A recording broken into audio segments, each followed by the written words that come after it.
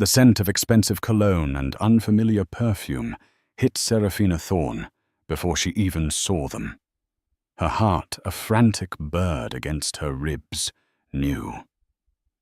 Pushing open the bedroom door of their St. Moritz chalet, the scene confirmed her deepest fear, Julian. Her husband entangled with another woman. But the gut-wrenching betrayal of that moment was nothing compared to what she'd discover later. Because Serafina had planted a hidden camera, a tiny, unblinking eye. And that camera recorded every whispered word Julian spoke about their future, about her family's legacy, and most chillingly about the baby. What he said would shatter her world far more completely than any infidelity. Serafina Vanderbilt. Thorne had a life most people only read about in glossy magazines. Heiress to the Vanderbilt shipping and real estate dynasty. Her marriage to Julian Thorne, a charismatic investment banker from a less prominent but respectable family, had been the social event of the decade. Their life was a whirlwind of charity galas at the Metropolitan Museum of Art summers, in their Hamptons estate winters, skiing in St. Moritz, and navigating the intricate dance of New York high society from their sprawling Fifth Avenue penthouse. For 5 years it had seemed idyllic. Julian was attentive, charming, and seemingly devoted. He'd integrated seamlessly into her world, advising her on philanthropic endeavors, and even taking a keen interest in managing parts of the vast Vanderbilt portfolio, something her aging but still sharp father had guardedly allowed. Serafina, in turn, had been deeply in love, believing she'd found a partner who saw her beyond the Vanderbilt name. But the last 6 months had felt different. Julian was more distant, working later hours. His explanations were plausible. A complex merger demanding clients the usual pressures of high finance. Yet a subtle chill had crept into their interactions. The easy laughter, the spontaneous touches as the quiet moments of connection. They were fading, replaced by a polite formality that felt alien. Her best friend Beatrice, whose family owned a string of luxury hotels worldwide, had been the first to voice concern. "He's just too smooth."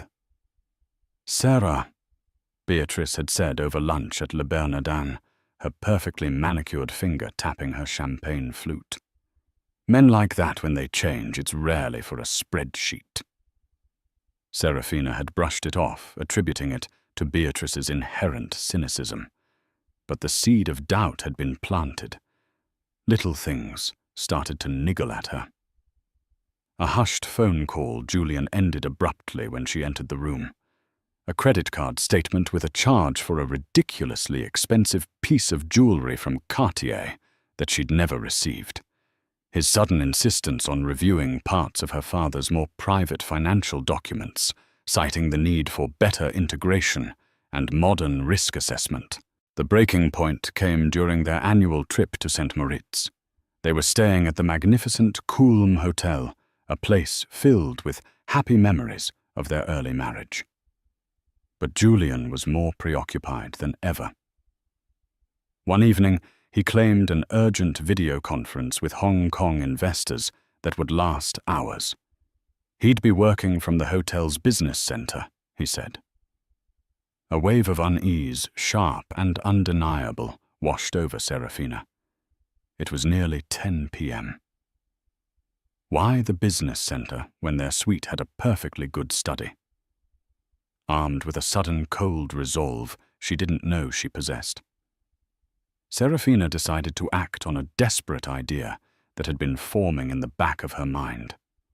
The week before, plagued by a gnawing intuition, she'd purchased a state-of-the-art miniature recording device disguised as a sleek black USB charger. It was military-grade, capable of capturing high-definition video and audio, and small enough to be virtually undetectable. She'd initially bought it thinking she might leave it in his home office. But now St. Moritz felt like the place. This chalet they often rented for more privacy when not at the Kulm, a place Julian sometimes used for focused work, suddenly felt like a potential stage for something sinister. That afternoon, before Julian's supposed late-night conference, Serafina had made an excuse to visit their preferred private chalet, a magnificent multi-story property nestled into the mountainside, claiming she'd left a sentimental scarf there during their last visit. While the concierge, a kindly old gentleman named Klaus, waited patiently downstairs, Serafina had quickly moved through the master suite. Her hands trembled as she plugged the disguised camera into a discreet outlet near the large oak desk in the study area, angling it to cover both the desk and a significant portion of the adjoining bedroom. It felt duplicitous, a violation of the trust she so desperately wanted to believe still existed. But the alternative, living with the suffocating weight of suspicion, was becoming unbearable. Now, with Julian supposedly at the Kulm's business center, Serafina felt an irresistible pull towards the chalet. An icy premonition gripped her. She slipped out of their hotel suite, her excuses to Julian about needing fresh air sounding weak even to her own ears. The crisp alpine air did little to calm the inferno of anxiety raging within her. The short chauffeured drive to the chalet felt like an eternity. As she approached, she saw it Julian's rental Range Rover, not at the Kulm, but parked discreetly behind a copse of snow-dusted fir trees near the chalet's private entrance. Her breath hitched. He wasn't at the business center. He was here. Her heart hammered against her ribs, a painful drumbeat of impending doom. With trembling fingers, she used her own key to let herself in. The chalet was silent save for the low hum of the underfloor heating. She crept up the polished wooden staircase, each step an agonizing journey towards a truth she wasn't sure she could face. The master bedroom door was slightly ajar, and then she heard it. A woman's soft laugh, followed by Julian's deeper murmur. It wasn't a business discussion. It was intimate familiar. Serafina's world tilted. The blood roared in her ears, a rushing torrent of disbelief and a pain so profound it stole her breath. She pushed the door open. The scene that greeted her would be seared into her memory forever. Julian, her husband, was in bedsheets tangled around his waist, and with him a striking redhead. Serafina had never seen before her head resting on his bare chest. They both looked up, startled, their faces a mixture of shock, and in Julian's case a fleeting, quickly masked flicker of something that looked like annoyance rather than guilt. The woman shrieked softly and scrambled to cover herself. Julian, however, simply stared at Serafina, his expression hardening. "Serafina," he said, his voice devoid of warmth, of remorse, of anything but a chilling composure. "What are you doing here?" The sheer audacity of his question, the casual cruelty of it, struck Serafina dumb. The air crackled with tension, thick and suffocating. The expensive cologne she'd smelled earlier, mingled with the cloying sweetness of the other woman's perfume, now made her nauseous. She didn't scream. She didn't cry. A strange, icy calm enveloped her. She simply looked at him, at the ruins of their marriage, at the smirking woman who was now fumbling for her clothes. "I think," Serafina said, her voice surprisingly steady, though her insides were churning. "The more pertinent question, Julian, is, what are you doing here?" Without waiting for an answer, she turned on her heel and walked out, leaving behind the wreckage in the St. Moritz chalet. The image of their shocked faces, the opulent room, suddenly feeling sordid and cheap, would haunt her. But as she descended the stairs, a single chilling thought cut through her pain. The camera. It was still there, still recording. What else had it captured? The answer she somehow knew would be far worse than the infidelity she had just witnessed. The betrayal was a surface wound. The real poison was yet to be revealed. Serafina didn't return to the Kulm Hotel. The thought of sharing a suite, a town, even the same crisp mountain air with Julian was unbearable. Instead, she had her driver take her directly to the Samadan airport, just a short distance from St. Moritz. Within an hour, the Vanderbilt private jet was being prepped. By dawn, she was back in New York, cocooned in the sterile luxury of her jet, the snowy peaks of the Engadine receding behind her like a bad dream. The silence of the jet was a stark contrast to the turmoil within her. The scene in the chalet replayed in her mind on a torturous loop. Julian's cold eyes, the redhead's smug fear, the disheveled bed, the scent of betrayal. Each replay was a fresh stab to her heart. How could he? How could he be so callous, so disrespectful not just of her, but of their vows, their life, everything they had supposedly built? Upon landing, she didn't go to their Fifth Avenue penthouse. That too felt tainted a monument to lies. Instead, she retreated to her late grandmother's secluded townhouse on the Upper East Side, a place of quiet elegance and childhood memories, a sanctuary Julian had rarely visited. The staff, loyal retainers who had served her family for decades, greeted her with concerned but discreet professionalism. For 2 days, Serafina existed in a fog of grief and rage. She barely ate. Sleep was a fleeting torment filled with nightmares. Beatrice rushed to her side, a pillar of furious support, cursing Julian with an inventiveness that would have been comical under any other circumstances. "We'll destroy him, Sarah," Beatrice vowed, her eyes flashing. "We'll bleed him dry. We'll make sure he can't even get a reservation at a Waffle House, let alone Le Bernardin." Serafina appreciated the ferocity, but her mind was elsewhere. It was fixed on the tiny black USB charger humming away in the St. Moritz chalet. She needed it back. She needed to know what it had recorded after she'd fled. Retrieving it was a delicate operation. She couldn't ask Julian. The mere thought of speaking to him made her physically ill. She certainly couldn't go herself. Instead, she called upon Mr. Davies, her father's fiercely loyal head of security, a man who could make problems disappear with quiet efficiency. Explaining the situation in vague terms, a sensitive item left behind a need for utmost discretion, was enough. Davies, a former MI6 operative, asked no questions. Within 24 hours, the small device was in Serafina's hands, delivered in a plain, padded envelope. Her hands trembled as she held it. This tiny piece of plastic and metal held secrets, and she was terrified of them. Beatrice offered to watch it with her, but Serafina knew she had to do this alone. Late that night, wrapped in a cashmere robe in her grandmother's dimly lit study, the city lights painting a muted glow on the walls, Serafina plugged the USB into her laptop. The file directory opened. There were several recordings, time-stamped. She found the one that began shortly before she had arrived at the chalet and continued after her departure. Her breath hitched.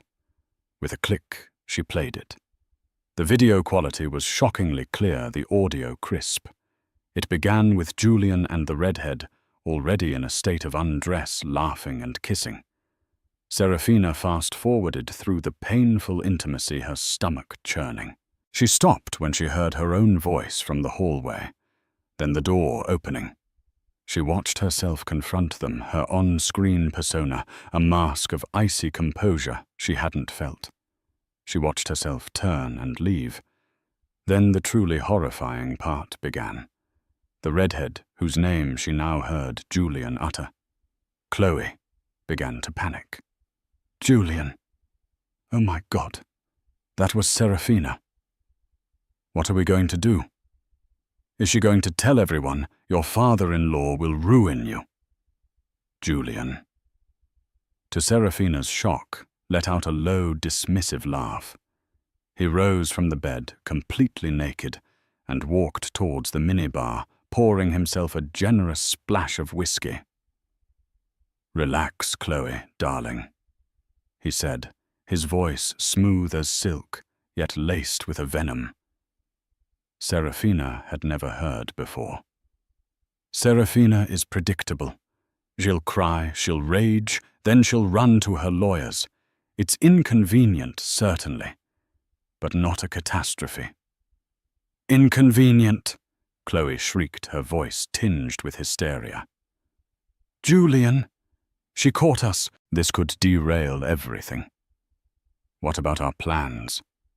What about the baby? Serafina froze. Baby? What baby? Chloe wasn't visibly pregnant in the footage. Julian took a long sip of his whiskey, then turned to face Chloe, his expression predatory. "The baby," he said, slowly enunciating each word with chilling precision, "is precisely why this minor interruption doesn't matter in the long run. In fact, it might even accelerate things." Chloe looked confused. "Accelerate how she'll divorce you.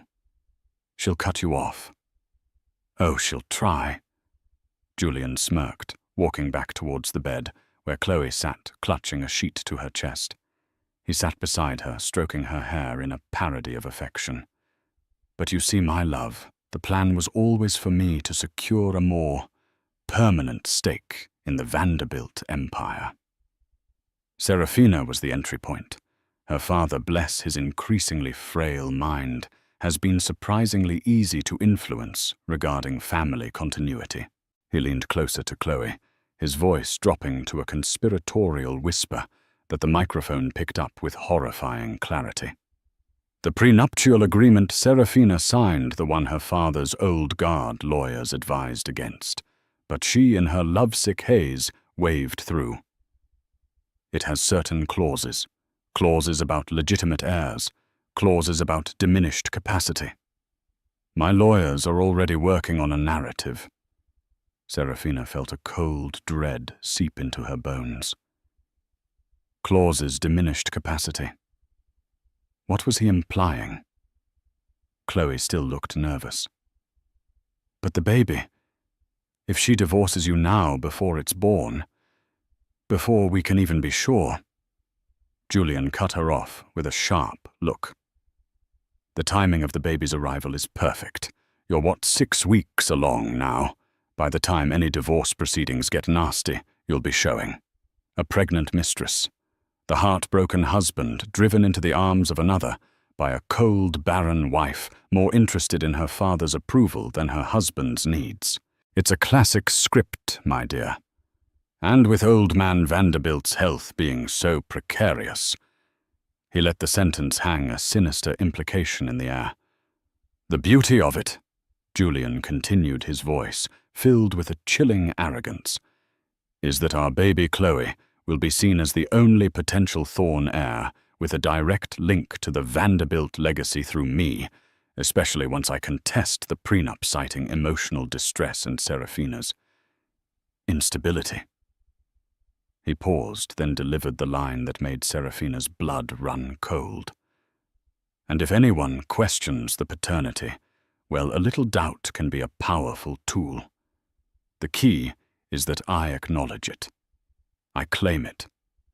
The child is leverage. It ensures that even if Serafina tries to cut me out, a part of me, a part of us, remains intrinsically tied to the Vanderbilt fortune." Her father dotes on the idea of a grandchild. He might even alter his will in a fit of sentimentality, especially if Serafina is painted as uncooperative. Chloe finally seemed to grasp the depth of his cynicism. "So Serafina walking in on us, it doesn't ruin anything. On the contrary," Julian said, a cruel smile playing on his lips. It just means I might have to play the grieving, wronged husband a little earlier than planned. Poor Serafina. So emotional, so fragile. Perhaps the shock of it all will be too much for her.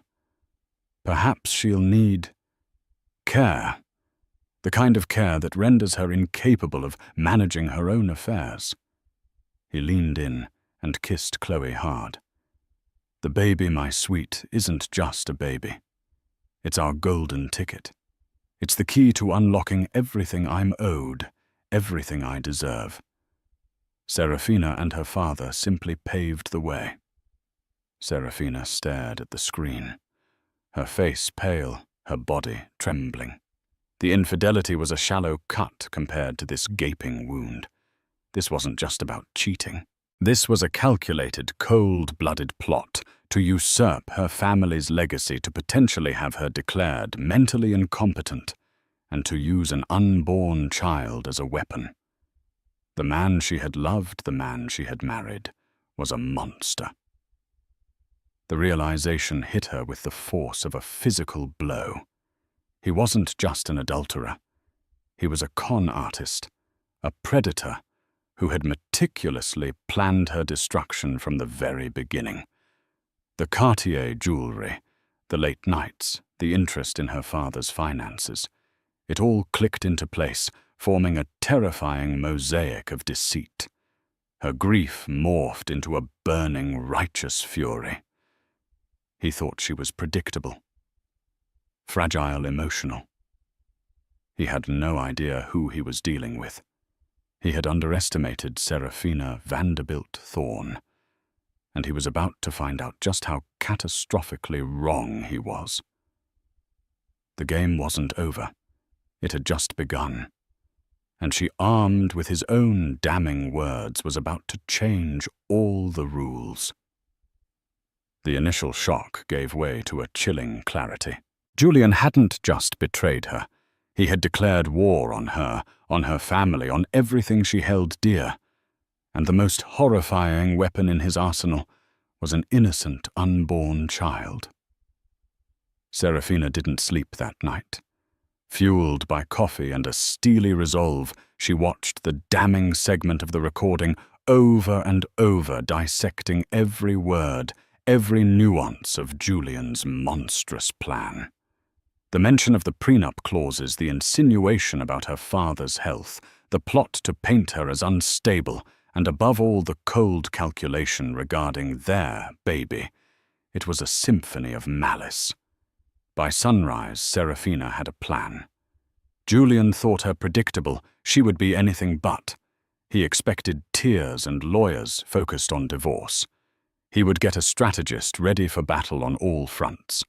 Her first call was not to a divorce lawyer, but to Myron Glass, her father's oldest friend and the most formidable corporate litigator in New York City. Myron was a legend, a shark in a Savile Row suit, fiercely loyal to the Vanderbilt family. He'd been skeptical of Julian from the start, his polite congratulations at the wedding barely concealing a deep-seated unease. "Serafina, my dear girl." Myron's gravelly voice answered, betraying surprise at her early call. "Is everything all right?" "Myron," Serafina said, her voice calm but firm. "I need to see you. Today. It's urgent. And it's about Julian." An hour later, Serafina was sitting in Myron Glass's Art Deco office overlooking Bryant Park. She laid out the entire story, from her initial suspicions to the scene in St. Moritz, and finally the horrifying contents of the hidden camera footage. She didn't cry. She didn't raise her voice. She presented the facts with a cold, hard precision that impressed even Myron. When she was done, she played the crucial audio segment from the recording. Myron listened, his expression growing grimmer with each word Julian spoke. By the end, his face was a mask of controlled fury. "The unmitigated gall of that parasite!" Myron finally growled, his knuckles white as he gripped a pen. To target your father to use an unborn child. This is beyond despicable, Serafina. This is warfare. I know, Serafina replied. He thinks I'll crumble. He thinks I'm weak. He's counting on it.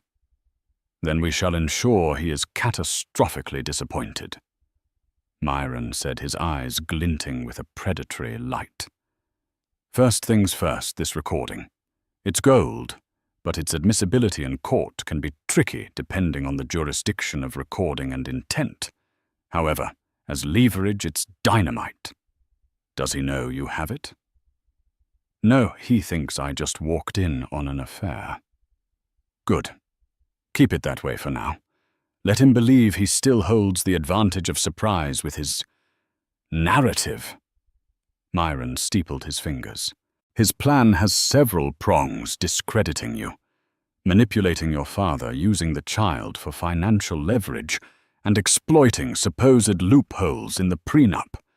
We need to counter each one silently and effectively. Myron's mind was already working at lightning speed. The prenup. I remember it. Your father and I practically begged you to let us tighten it. Julian's charm was potent then. But even so, diminished capacity and legitimate heirs are not magic wands he can just wave. We need to review every word of that document immediately. He then turned to the matter of her father, Arthur Vanderbilt. Your father's health. Julian mentioned it. Has he been more involved in Arthur's medical care recently? Any new doctors Julian recommended? Any changes in medication or routine? Serafina frowned.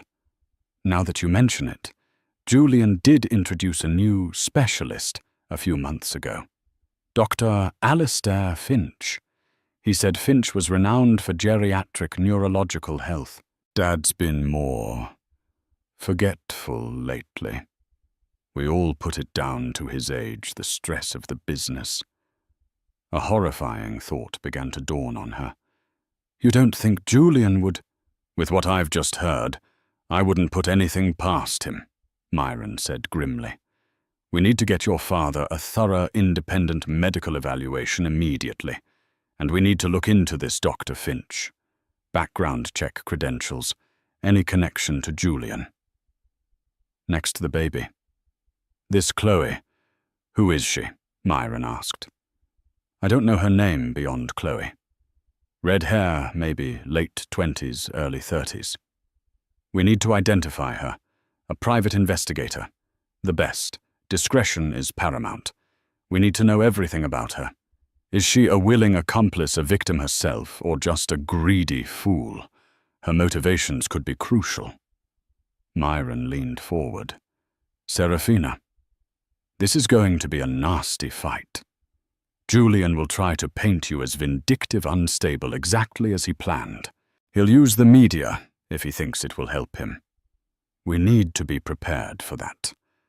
But we have a powerful weapon he doesn't know about the truth and his own voice condemning him.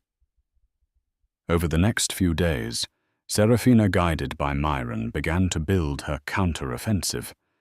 They assembled a tight-knit war council. 1. Myron Glass, the legal mastermind coordinating strategy. 2. Beatrice Serafina's loyal friend, tasked with discreetly gathering social intelligence and leveraging her family's extensive network. If Chloe was anyone in their circles, or even on the fringes, Beatrice would find out. 3. Mr. Davies, the ex-MI6 head of security, now in charge of physical security for Serafina and her father, and for deploying a top-tier private investigative team to delve into Julian's finances, Dr. Finch and Chloe. 4. Dr. Lena Hansen, a renowned neurologist and old family friend of the Vanderbilts, brought in to conduct a comprehensive and discreet evaluation of Arthur Vanderbilt's health. 5. A forensic accountant, to meticulously comb through Julian's transactions and any joint accounts looking for irregularities or suspicious movements of funds, particularly anything related to the Vanderbilt portfolio he'd had access to. Serafina herself transformed. The grief was still there, a cold stone in her chest, but it was now overlaid with a white-hot anger and a fierce determination. She compartmentalized her pain, focusing on the tasks at hand. She reviewed financial statements until her eyes burned, listened to Myron's legal explanations with rapt attention, and provided the PI team with every piece of information she could recall about Julian's habits, his contacts, his routines. One evening, Beatrice came to the townhouse, her expression a mixture of triumph and disgust. "I think I found her," she announced, holding up her tablet. Chloe Masters, aspiring actress model, more accurately a regular on the social climber circuit. She's been seen at a few parties Julian attended solo over the last year. Definitely his type. Ambitious, pretty, and probably easily dazzled by someone like Julian. The tablet showed a picture of the redhead from St. Moritz, smiling brightly at a gallery opening. The Gallery Sotheby's. It was an event Serafina had missed due to a charity commitment. Julian had gone alone. The pieces were fitting together. Julian hadn't just stumbled into an affair. He had cultivated Chloe, likely promising her the world, all while plotting to destroy Serafina and seize control of her family's fortune. Meanwhile, Dr. Hansen's preliminary report on Arthur Vanderbilt was deeply concerning. While his age was a factor in his recent cognitive decline, Dr. Hansen found traces of a medication in his system that was not on his prescribed list, a sedative that, when combined with his existing heart medication, could exacerbate confusion and memory loss. She couldn't definitively say who administered it, but the implications were terrifying. Dr. Finch, the specialist Julian had recommended, was proving elusive, his credentials appearing legitimate, but his practice strangely difficult to pin down. The hidden camera recording was Serafina's ace in the hole, but Myron advised holding it back, waiting for the perfect moment. Julian needed to walk deeper into his own trap. A week after her return from St. Moritz, Julian finally called Serafina. His tone was a carefully crafted blend of contrition and concern. "Serafina, darling, we need to talk. I know you're angry, and you have every right to be. What you saw, it was a terrible mistake, a moment of madness. I've been under so much pressure. Please let me explain. Let me make it right." Serafina listened, her hand gripping the phone so tightly her knuckles were white. The urge to scream the vile words from the recording at him was almost overwhelming. But she remembered Myron's advice. Let him dig his own grave. "Julian," she said, her voice cool and distant, "I'm not ready to talk about us. I'm staying at grandmother's. I need some space." Of course," he said, a hint of frustration seeping through his feigned understanding. "But your father, he's been asking for you. He's worried, and I'm worried about him too. He seems more fragile these days." The veiled threat, the casual mention of her father's health, sent a shiver down her spine. He was already starting to lay the groundwork for his narrative. "I'll see my father when I'm ready," Serafina said. "Don't contact me again, Julian. My lawyer will be in touch." She hung up, her heart pounding. The storm was gathering. Julian was making his moves, but he had no idea that Serafina was no longer the sheltered heiress he thought he'd married. She was a Vanderbilt, and she was ready to fight for her legacy, her family, and her life. The evidence was mounting, the team was in place, and Julian Thorne was about to learn a very hard lesson about underestimating a woman scorned, especially one with the truth on her side. Julian didn't wait long to escalate. A few days after Serafina's curt phone call, Myron Glass received a letter from a prestigious law firm, Thorne and Associates.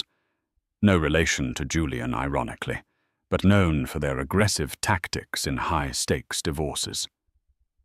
The letter was a masterpiece of sanctimonious concern and veiled threats. It spoke of Julian's deep regret over the unfortunate incident in St. Moritz, which he attributed to immense marital stress, and Serafina's increasing emotional distance and preoccupation with her father's affairs over their own marriage.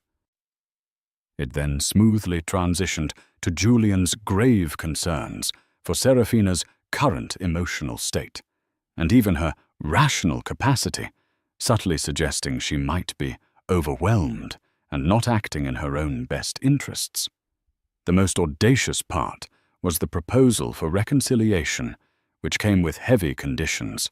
Serafina was to agree to joint therapy with a therapist of Julian's choosing naturally, grant Julian more significant formal control over certain Vanderbilt family trusts for their mutual benefit and to ease the burden on her clearly strained father, and most chillingly agree to a post-nuptial agreement that would in essence supersede and weaken the original prenup, especially concerning any future offspring conceived during the marriage. "The nerve of this man is breathtaking," Myron declared, pacing his office as Serafina read the letter with a stony expression. "He's fast-tracking his plan. He wants to get you to sign away your rights while painting you as unstable if you refuse. And the future offspring clause. He's clearly referring to Chloe's baby, trying to legitimize it by implication within your marriage before the divorce gets ugly. He's also trying to isolate me from my father." Serafina observed, her voice tight. The language about Dad being strained and needing Julian to ease his burden is a clear power play. Mr. Davies's investigative team had been working tirelessly. They discovered that Dr. Alistair Finch, the neurologist Julian recommended for Arthur Vanderbilt, had a somewhat murky past. While his credentials were real, he had a history of being associated with controversial wellness clinics that bordered on quackery and, more alarmingly, had faced lawsuits in other states for prescribing inappropriate medications to elderly wealthy patients. The PIs also found evidence of significant payments from an offshore account linked to Julian into an account held by Finch just weeks before Finch began treating Arthur. This was the smoking gun they needed regarding Arthur's medical situation. Under Dr. Hansen's discreet care, Arthur Vanderbilt was slowly being weaned off the suspicious sedative. His mind was already clearing his old sharpness, returning much to Serafina's relief, though he was still frail. He was, however, furious when Serafina and Myron gently explained the situation with Julian and Dr. Finch. The old lion, though weakened, was not yet declawed. "That young pup," Arthur rasped, his eyes blazing with anger from his favorite armchair in the Vanderbilt Mansion's library. "I gave him my trust. I treated him like a son. And he repays me by trying to drug me into incompetence and steal from my daughter." His voice, though thready, held the iron will that had built an empire. "Serafina Myron, you do whatever it takes. Destroy him. Protect our family. Protect our name." His blessing was a powerful fuel to Serafina's resolve. Meanwhile, Beatrice's inquiries into Chloe Masters painted a clearer picture. Chloe was indeed an aspiring actress with a string of minor roles and a larger reputation for attaching herself to wealthy, influential men. She had significant debts and seemed desperate for a life of luxury. Julian had likely promised her marriage a stake in the Vanderbilt fortune and legitimacy for their child. The PIs also discovered that Chloe had recently made several large cash deposits into her bank account, the source untraceable. but the timing coinciding with the early stages of her pregnancy. Julian was funding her, keeping her on a leash. The forensic accountants, too, were unearthing a disturbing pattern. Julian had been subtly siphoning funds from accounts he managed, small amounts initially, then larger ones, rerouting them through a complex web of shell corporations. He was also found to have leveraged certain Vanderbilt assets for personal investments, taking risks that could have been catastrophic, all without proper authorization. It wasn't just an affair. It was grand larceny fraud on a massive scale. He wasn't just trying to secure a future inheritance. He was actively plundering the present. Serafina knew it was time to face Julian, but on her terms. Myron advised a strategic confrontation. "We don't reveal the recording yet," he cautioned. "Let him believe he's still in control of the narrative. We present him with some of the financial and medical evidence. See how he reacts. See if he incriminates himself further." The meeting was set for Myron Glass's office. Neutral territory, but one where Serafina felt empowered. Julian arrived with his lawyer, radiating a carefully rehearsed aura of pained sincerity. Serafina, flanked by Myron, was the picture of cool composure. "Serafina, darling," Julian began, his voice dripping with false concern, ignoring Myron. "I'm so glad you agreed to meet. I've been worried sick about you. About us." "Save it, Julian." Serafina cut him off, her voice like ice. "I'm not here to discuss us. I'm here to discuss your systematic attempts to defraud my family and endanger my father." Julian's eyes widened slightly, his mask slipping for a fraction of a second before his lawyer, a slick, silver-haired man named Marcus Thorne. No relation, a point of some irony Julian often enjoyed pointing out, stepped in. "Mrs. Thorne," Marcus said smoothly. "These are very serious and unfounded allegations. Mr. Thorne has always acted in the best interests of your family, often stepping in to manage complex affairs that were clearly overwhelming for others." Myron Glass leaned forward.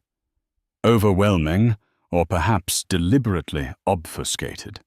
We have evidence, Mr. Thorne, of your client recommending a Dr. Alistair Finch to care for Arthur Vanderbilt, a doctor whose treatments included unprescribed sedatives that worsened Mr. Vanderbilt's condition.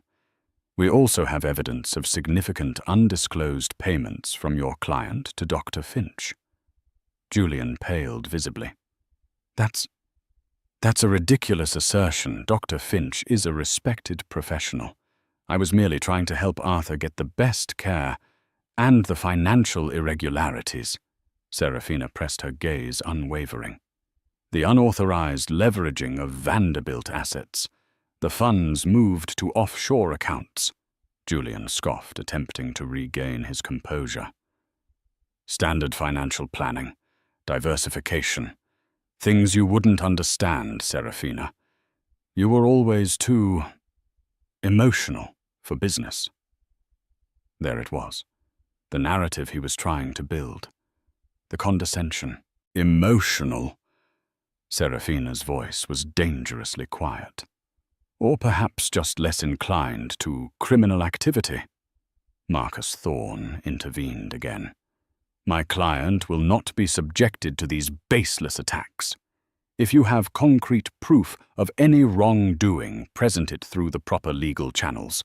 Otherwise, this meeting is over. Oh, we will. Myron assured him, a grim smile on his face. Consider this your informal notification.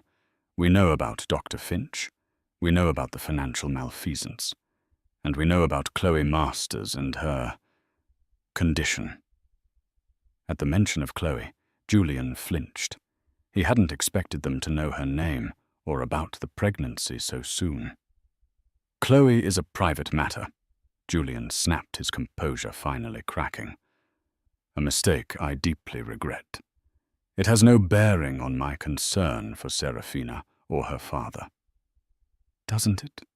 Serafina asked softly, holding his gaze. Or is she and her baby part of your long-term strategy for the Vanderbilt fortune? Julian looked shaken. He clearly hadn't anticipated this level of preparedness. He exchanged a nervous glance with his lawyer. "We are leaving," Marcus Thorne announced abruptly, rising to his feet. "Any further communication will be between legal counsel." Julian stood, his eyes darting towards Serafina, a new uncertain expression replacing his earlier arrogance. He opened his mouth as if to say something, then closed it, turning to follow his lawyer out.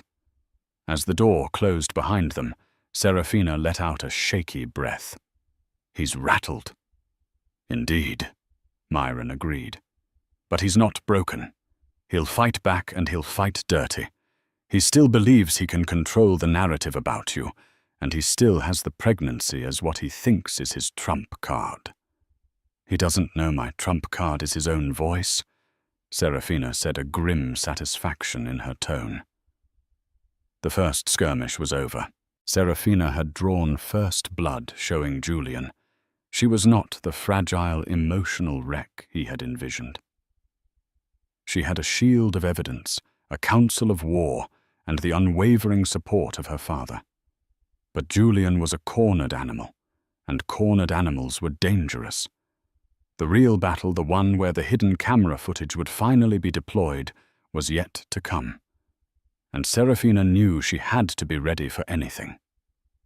Julian's counterattack was swift and insidious. Within days, whispers began to circulate through New York's elite social circles. Carefully planted rumors about Serafina's erratic behavior, her emotional instability following the amicable though painful separation from Julian. Anonymous sources, likely fed by Julian's PR team, hinted to gossip columnists about Serafina being unduly influenced by aggressive lawyers and a controlling father, and that Julian was deeply concerned for her well-being. He was trying to discredit her before she could make any public move, painting himself as the wronged, worried husband. He even gave a carefully worded interview to a prominent financial magazine, ostensibly about market trends, but skillfully weaving in comments about the importance of family stability and his commitment to philanthropic efforts, started with the Vanderbilts, subtly positioning himself as a responsible custodian of their legacy. "He's good," Beatrice conceded grimly, showing Serafina the latest online gossip piece. "He's laying the groundwork to make you look like a hysterical, vengeful wife if you accuse him." "Let him," Serafina said, her resolve hardening. "He's playing checkers. We're playing chess." Myron Glass agreed. "His public posturing is a sign of desperation. He knows we have something on him regarding Finch and the finances. He's trying to preemptively poison the well. It's time to deploy our queen." The queen, of course, was the hidden camera recording. Myron's team had been working on the legalities. While a secret recording's admissibility in a divorce court could be complex, its use in a criminal investigation for fraud and conspiracy was another matter. They had also confirmed that St. Moritz, Switzerland, had one-party consent laws for recording conversations in many circumstances, which could strengthen their position. Regardless its power, as leverage was undeniable. The plan was multi-pronged. First, they would confront Julian directly with the recording. Second, armed with the financial evidence and the information about Dr. Finch Myron, would file a comprehensive civil suit against Julian for fraud, mismanagement of assets, and undue influence. Simultaneously, he would present a dossier to the district attorney's office, including the medical reports on Arthur Vanderbilt and the suspicious payments to Dr. Finch, urging a criminal investigation. But there was one more piece to the puzzle, Chloe Masters. The PIs had continued to monitor her. She was living in a luxury apartment Julian was leasing for her, but she appeared increasingly isolated and anxious. Her social media, once vibrant, had become sparse. She was a pawn in Julian's game, but perhaps a pawn that could be turned. Serafina, against Myron's initial reservations, decided she wanted to speak to Chloe herself. She needs to know what kind of man Julian really is, Serafina argued. She needs to understand he's using her and their child just as callously as he used me. Maybe she can be convinced to cooperate, for her own sake and for her baby's. Beatrice, using her social connections, managed to arrange an accidental encounter. Chloe was a known regular at a particular high-end salon in Soho. Serafina, looking poised and elegant in a Chanel suit that screamed quiet power, approached Chloe as she was having her hair done. Chloe Masters visibly paled when she saw Serafina. "Mrs. Thorne," she stammered, nearly dropping her phone. "Ms. Masters," Serafina said calmly. "May I have a word with you privately?" The salon owner, sensing drama and perhaps a hefty tip from Beatrice, who had prearranged this, quickly ushered them into a private room. Chloe was trembling. "Look what happened in St. Moritz. I'm so sorry. Julian, he told me you were practically separated." "Julian tells many stories, Chloe," Serafina said, her voice surprisingly gentle. "Most of them are lies. He's lying to you just as he lied to me." She then, without malice but with brutal honesty, laid out the truth about Julian, his financial crimes, his deliberate endangerment of her father, and most importantly, what he had said about Chloe and the baby on the hidden camera. She didn't have the recording with her, but she quoted him verbatim. "The baby, my sweet, isn't just a baby. It's our golden ticket. It's the key to unlocking everything I'm owed." As Serafina spoke, Chloe's face went from scared to shocked, then to a look of dawning horror and betrayal. Tears welled in her eyes. He said that," Chloe whispered, her voice cracking. "He told me he loved me. He told me we'd have a family, that he wanted this baby more than anything." "Julian wants what the baby can get him," Serafina corrected softly. "Control, money, leverage. You, Chloe, are a means to an end for him. Once he has what he wants, or if you become inconvenient, he will discard you without a second thought, just like he was prepared to discard me." Serafina leaned forward.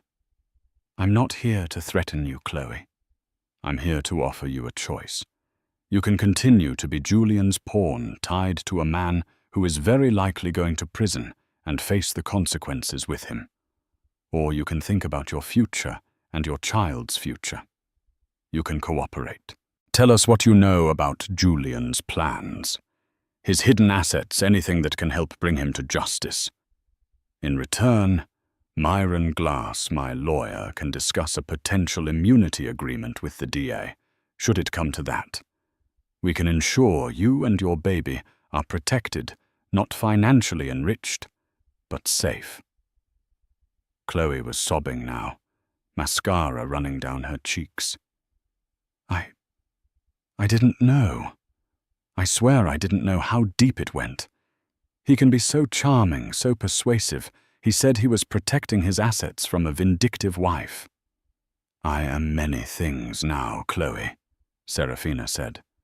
"Angry, yes. Determined, absolutely, but not vindictive without cause. He's a predator, and he's counting on us fighting each other instead of him." She paused, then added, "He also mentioned something about questioning the baby's paternity if it suited him, just so you know the kind of man you're dealing with." That last barb hit home. Chloe's head snapped up, a new fierce anger in her eyes. "He wouldn't dare." "Wouldn't he?" Serafina countered. "He's trying to have my father declared incompetent and me mentally unstable. Questioning paternity to suit his narrative would be child's play for him." Serafina left Chloe with Myron Glass's card and a lot to think about. The next day, the formal confrontation with Julian took place. He swaggered into Myron's conference room, his lawyer, Marcus Thorne, at his side, clearly expecting another round of accusations he could deny. This time, however, Serafina had a large monitor set up. "Julian," Myron began, his voice like granite. "We have tried to settle this matter with a degree of civility, despite your egregious actions. You have responded with denials and a smear campaign against your wife. It seems you are incapable of recognizing the gravity of your situation." "My situation?" Julian scoffed. "I believe it is Serafina who is in a precarious situation, emotionally speaking." "Is that so?" Serafina said, her voice deathly calm. "Julian, do you remember what you said in the St. Moritz chalet after I left, when you thought you were alone with Chloe Masters?" A flicker of unease crossed Julian's face. "I remember comforting a distressed young woman after your dramatic entrance." "Let me refresh your memory," Serafina said, nodding to Myron's paralegal, who hit play. Myron Glass laid a thick file on the table. "This is a copy of the civil suit we are filing today, Mr. Thorne. It details your fraudulent activities, the conspiracy with Dr. Finch, and the clear intent to defraud Mrs. Thorne and her father. This recording, along with other evidence, will be submitted." He placed another, slimmer file next to it. "And this is a summary of the information being presented to the District Attorney's Office, urging a criminal investigation. Forgery, conspiracy, elder abuse. The list is quite extensive." Marcus Thorne finally found his voice, though it was hoarse. "Myron, Serafina, perhaps we can discuss a settlement. A very generous one." Julian looked wildly at his lawyer. "Marcus, what are you saying?" "I'm saying, Julian," Marcus hissed, "that you are, to put it mildly, royally screwed. And you clearly lied to me, your counsel." The fallout from the revelation of the hidden camera footage was immediate and catastrophic for Julian Thorne. His world, so carefully constructed on lies and manipulation, imploded with spectacular speed. Marcus Thorne. Julian's lawyer, visibly furious at being deceived by his own client, immediately moved to formally withdraw as counsel, citing irreconcilable differences and a fundamental breakdown of trust. This left Julian scrambling to find new representation, a task made infinitely harder, as word of the damning recording and Chloe Masters' cooperation began to leak, albeit discreetly, through legal circles. Few reputable firms wanted to touch such a toxic case, especially against the formidable Vanderbilt legal team led by Myron Glass. The civil suit Myron filed was a bombshell detailing Julian's calculated fraud, his siphoning of Vanderbilt funds, the conspiracy with Dr. Finch to manipulate Arthur Vanderbilt's health, and the emotional distress inflicted upon Serafina. The suit sought not only the return of all misappropriated assets, but also substantial punitive damages. Crucially, it petitioned for an immediate injunction to freeze all of Julian's known assets, domestic and international, to prevent him from hiding or further squandering them. The district attorney's office, armed with Chloe's sworn statement, the preliminary findings from Dr. Hansen, the forensic accounting reports, and most damningly the St. Moritz recording, moved with surprising swiftness. A criminal investigation was launched. Julian found himself facing potential charges ranging from grand larceny and multiple counts of fraud to conspiracy and elder abuse. The prospect of prison, once a remote theoretical possibility, became terrifyingly real. Julian's carefully crafted public image shattered. The gossip columns once fed his narrative of a concerned husband now feasted on the lurid details of his downfall. Headlines screamed about the millionaire cad, the serpent in a suit, and the hidden camera that toppled an empire. His business associates distanced themselves. Partnerships dissolved and invitations dried up. The St. Moritz chalet became infamous, a symbol of his duplicity. Even the Cartier boutique, where he'd bought jewelry for Chloe, likely found its name unintentionally dragged into the sordid affair in hushed whispers of high society. For Serafina, it was a strange, surreal period. There was a grim satisfaction in seeing justice begin to unfold, but no joy. The depth of Julian's betrayal had carved a permanent scar. Her focus remained on her father, whose health and spirits were slowly improving now that he was free from Dr. Finch's influence and Julian's oppressive presence. Arthur Vanderbilt, though still physically frail, attended strategy meetings with Myron and Serafina, his mind sharp, his input invaluable, especially in untangling the complex financial webs Julian had woven. The legal battles were complex and drawn out, but the weight of evidence against Julian was overwhelming. The recording was authenticated by forensic experts. Financial trails meticulously uncovered by the accounting team led directly to Julian's illicit activities. Dr. Finch, facing his own investigation and the loss of his medical license, quickly agreed to testify against Julian in exchange for a plea deal. Months later, the first major legal victory came. The civil court ruled decisively in Serafina's favor. The judge, citing the shocking and morally reprehensible nature of Julian's actions, awarded Serafina the full amount of misappropriated funds, plus significant punitive damages that effectively wiped out Julian's personal fortune. The prenuptial agreement was upheld in its original form, offering Julian no escape route there. His attempts to claim diminished capacity on Serafina's part were laughed out of court. The criminal proceedings took longer, but the outcome was equally devastating for Julian. Faced with irrefutable evidence and a parade of witnesses, including his former mistress and the doctor he'd conspired with, Julian Thorne was found guilty on multiple counts. The judge in sentencing spoke of Julian's predatory exploitation of trust and the callous disregard for human decency. Julian Thorne, the man who had once graced the covers of society magazines and commanded boardrooms, was sentenced to a substantial prison term. As he was led away in handcuffs, his face was a mask of stunned disbelief, the final public unraveling of a man who believed himself invincible. Serafina was not in court for the sentencing. She was with her father at their sprawling Hamptons estate, the ocean breeze rustling the leaves a world away from the stifling courtroom. Myron called her with the news. She listened quietly, a sense of profound weariness washing over her, but also a quiet sense of closure. The empire Julian had tried to steal was secure. Her family's name, though bruised by the scandal, would recover its foundations of integrity, ultimately proving stronger than Julian's deceit. As for the baby, Chloe Masters gave birth to a healthy boy. Serafina, true to her word, ensured through anonymous channels that the child would not want for necessities, though she kept her distance.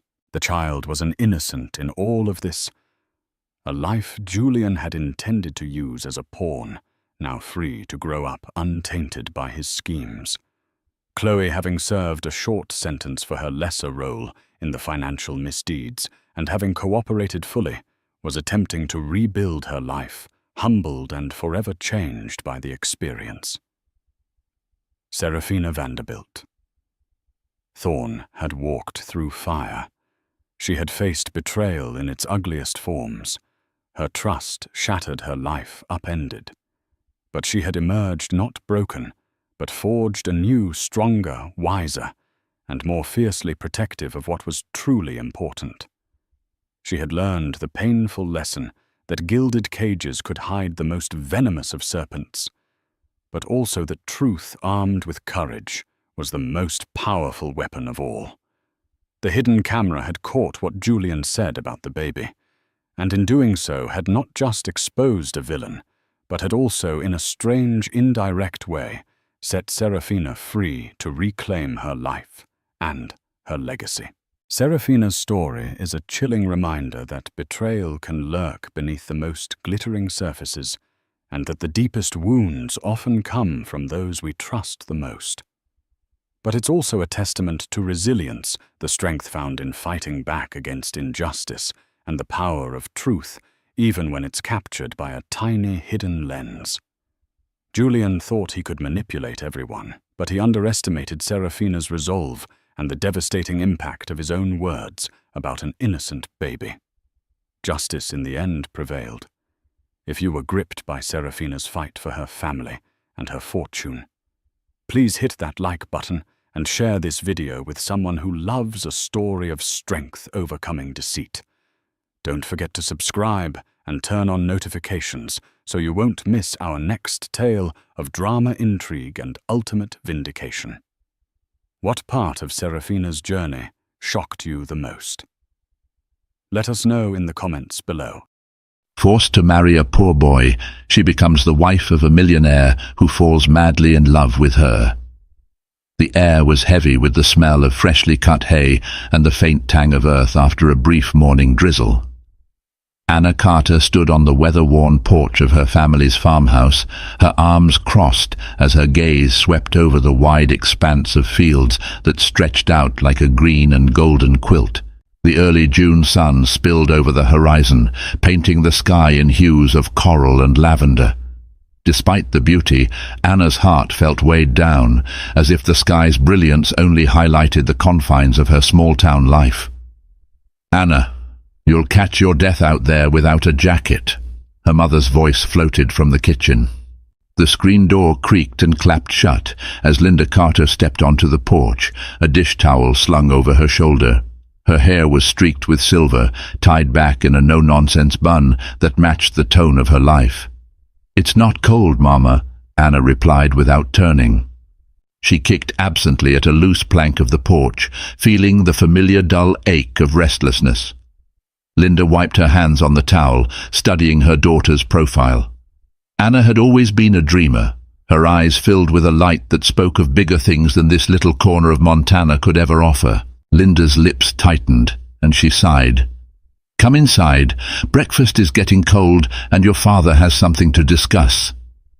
Anna frowned at the unusual gravity in her mother's tone. She turned, her honey-brown hair catching the sunlight, and followed Linda inside. The warmth of the kitchen enveloped her, the scent of sizzling bacon and freshly brewed coffee mingling with the faintest trace of wood smoke from the old stove. Her father, David Carter, sat at the head of the table, his broad shoulders stooped and his weathered hands wrapped around a steaming mug. His expression was grave. "What's going on?"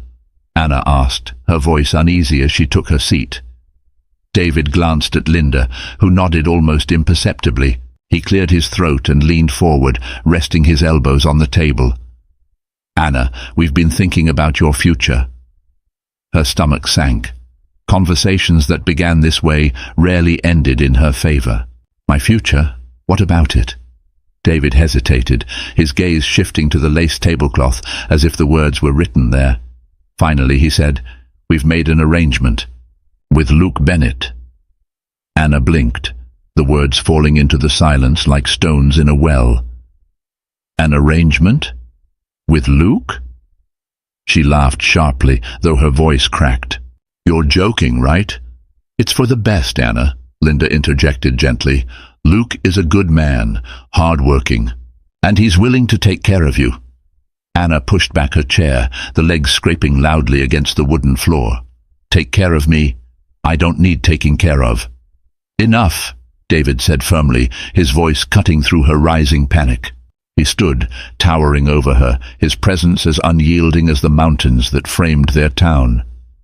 "This is how it's done, Anna. Families help each other. Luke's been struggling since his parents passed, and his farm needs stability. This will give him that, and give you a good life."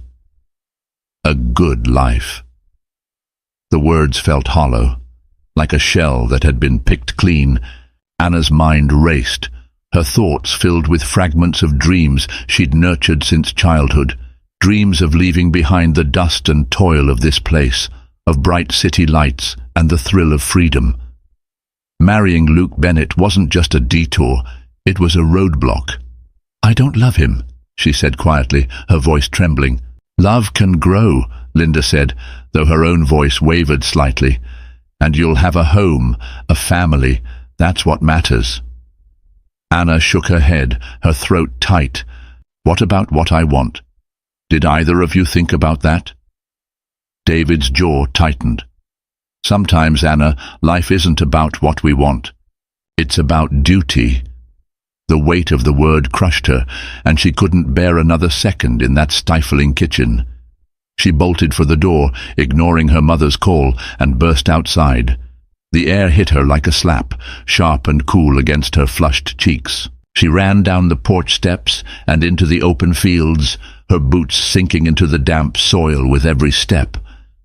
She didn't know where she was going, only that she had to move, to breathe. Eventually she slowed, her chest heaving as she reached the edge of the Bennett farm.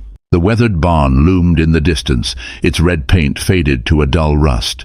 She could just make out the figure of Luke, hunched over in the field as he worked. He straightened and looked up, his gaze meeting hers across the distance. For a moment they stood frozen, two silhouettes in the vast expanse of land. Anna's heart thudded painfully. She knew Luke Bennett, or at least she thought she did. The quiet, reserved man who rarely spoke more than a few words at town gatherings. The man who seemed content with his solitude and his patch of land, and now the man who was supposed to become her husband. Luke raised a hand in a tentative wave, and Anna turned away, her pulse hammering in her ears. She didn't want to see him, didn't want to think about what her parents had planned. But as she walked back toward her home, her steps slower now, she couldn't shake the image of his face, not quite smiling, not quite frowning, but filled with something she couldn't quite name. The church bell echoed across the small town, its toll heavy with finality. Anna Carter stood at the altar, her hands clasped tightly around the bouquet of white daisies. The petals quivered slightly in her grip, mirroring the turmoil within her. She glanced sideways at Luke Bennett, the man who now stood as her husband-to-be. His face was calm, unreadable, a stark contrast to the storm of emotions brewing in her chest. The ceremony blurred past her like a dream she wished she could wake from. Vows were exchanged, though her voice faltered as she repeated the words. She caught a flicker of something in Luke's eyes, sympathy, perhaps, or understanding. But it was fleeting, gone before she could grasp it. When the pastor pronounced them man and wife, she felt a leaden weight settle over her shoulders as Luke's warm hand enveloped hers. The reception was a modest affair, held in the town hall. Strings of fairy lights dangled from the rafters, and the tables were adorned with simple arrangements of wildflowers. Friends and family mingled, their laughter and conversation filling the room. Anna sat stiffly at the head table, forcing smiles and polite nods as well-wishers approached. Luke, seated beside her, spoke little, but thanked each guest with quiet sincerity. When the last guest had left and the hall fell silent, Luke turned to her. "Are you ready to go?" he asked softly, his voice steady but hesitant. Anna's heart clenched. She wanted to scream, to run, to rail against the unfairness of it all. Instead, she nodded, her words caught in the tightness of her throat. The drive to Luke's farmhouse was cloaked in silence. The gravel road stretched endlessly before them, the headlights cutting through the darkness. Anna stared out the window, her reflection a ghostly image against the glass. The farmhouse came into view, its silhouette stark against the night sky. It was smaller than she remembered, its white paint faded and peeling in places. The porch light cast a dim glow, illuminating the uneven steps and the wild tangle of weeds that bordered the house. Luke parked the truck and stepped out, his boots crunching on the gravel. He moved to her side, opening the door for her. "Welcome home," he said quietly. Home. The word felt alien, foreign. She stepped out, the cool night air brushing against her skin, and followed him inside. The interior of the house was simple, sparsely furnished but tidy. A worn sofa sat in the living room, its cushions slightly sunken. The wooden floor creaked beneath her feet as she took in the modest surroundings. The walls were adorned with a few framed photographs, mostly of landscapes and old family gatherings. "I'll show you to the bedroom," Luke said, his tone careful, as though he were navigating a fragile line. He led her down a narrow hallway to a small room at the end. The bed was neatly made, a patchwork quilt draped over it. A single dresser stood against the wall, its surface bare except for a small oil lamp. "I'll sleep in the spare room," Luke added. "I thought you'd be more comfortable that way." Anna nodded mutely, unable to meet his gaze. The kindness in his gesture only deepened the bitterness in her heart. She murmured a quiet "thank you" and closed the door behind her. Alone, she sank onto the edge of the bed, the quilt rough beneath her fingers. She stared at the bare walls, her chest tightening with the suffocating realization that this was her life now.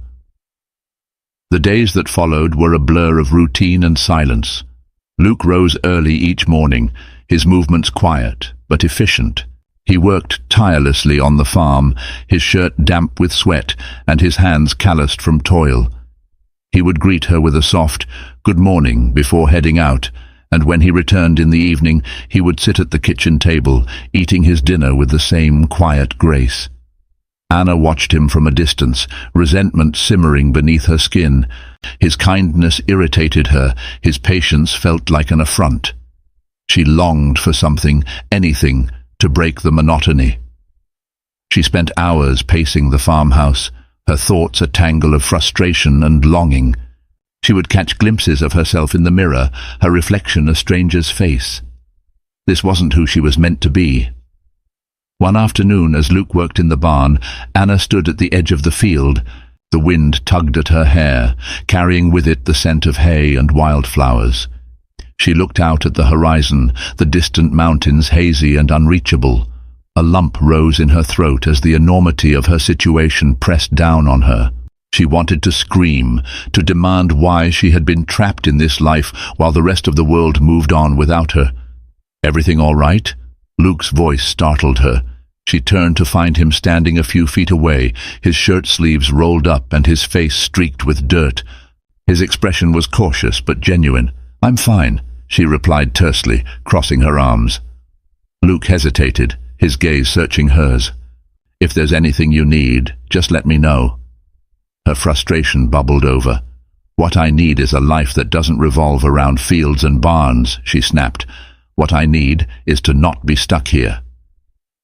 Luke's face didn't change, but his eyes flickered with something she couldn't quite place. He nodded slowly. "I'll leave you be then," he said quietly, turning back toward the barn. As she watched him walk away, guilt twisted in her chest. She didn't know why. She didn't owe him anything. And yet, his quiet dignity in the face of her anger left her feeling hollow. She turned back to the horizon, her thoughts a tangled mess of defiance and doubt. The nights were the hardest. Alone in the quiet farmhouse, Anna lay awake, staring at the ceiling. The quilt felt heavy over her, and the stillness of the house pressed against her like a physical weight. She thought of the life she had dreamed of, the lights of a bustling city, the excitement of freedom, the thrill of possibility. Those dreams felt farther away than ever, their edges fraying with each passing day. She resolved, in the dark solitude of the bedroom, that she would find a way out. This life, this marriage, wasn't the end for her. It couldn't be. She would escape, somehow, and reclaim the future that had been stolen from her. The farmhouse had settled into its predictable rhythm, early mornings filled with the distant hum of tractors, afternoons heavy with the scent of freshly tilled earth, and evenings steeped in quiet solitude.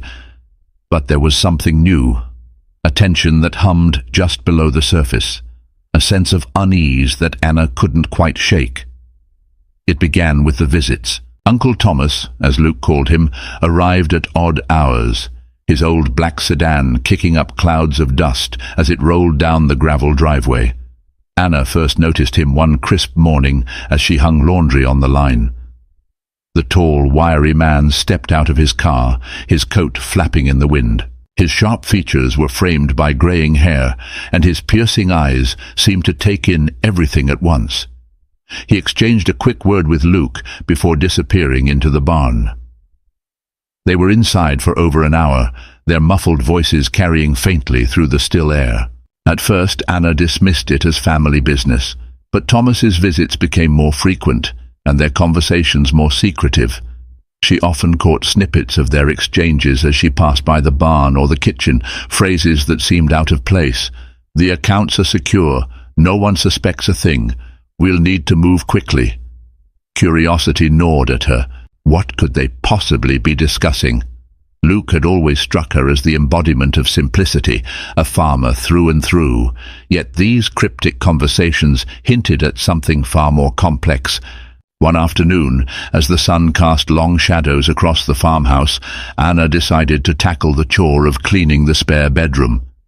The room had sat largely untouched since their wedding, its corners gathering dust.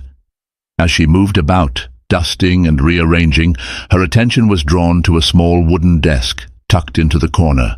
The surface was cluttered with papers and old receipts, but what intrigued her most was the drawer, locked tight. Her heart quickened.